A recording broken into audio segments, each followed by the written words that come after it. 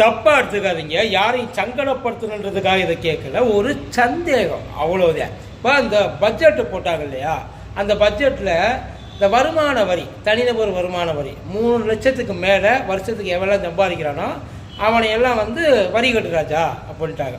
இப்போ நான் மாதத்துக்கு ஒரு 26,000 சம்பாதிக்கிறேன்னா நான் கவர்மெண்ட்டுக்கு வரி கட்டியே ஆகணும். அந்த ஒரு 5, 10, 15 அந்த ஸ்லாப்புக்கு ஏற்றாப்புல. இந்தியாவை பொறுத்த வரைக்கும் 26,000 ரூபாய்க்கு மேலே எவ்வளோ சம்பாதிக்கிறானோ அவெல்லாம் இந்தியாவில் சமாளித்து வாழ்ந்துடலாம், பிரச்சனை இல்லை. அதுதானே அதோட ஸ்டேட்மெண்ட்டு. இப்போ இந்த இடபிள்யூஎஸ்ன்னு ஒன்று உண்டு, அதே இந்த எக்கனாமிக்கல் வீக்கர் செக்ஷன் பாங்க. அந்த வீக்கர் செக்ஷன் எவ்வளோன்னு கேட்டால் 8 லட்ச ரூபா வரையும் சம்பளம் வாங்குறவங்கள எக்கனாமிக்கலி வீக்கருன்றாங்க.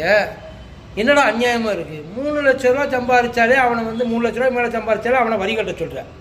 அப்போ ஒன்று எங்களை 8 லட்ச ரூபா வரைக்கும் வரி கட்ட வேணான்னு சொல்லு, இல்லையா அந்த 8 லட்ச ரூபான்றது எக்கனாமிக்கலி வீக்கர் செக்ஷன் இல்லைன்னு சொல்லு.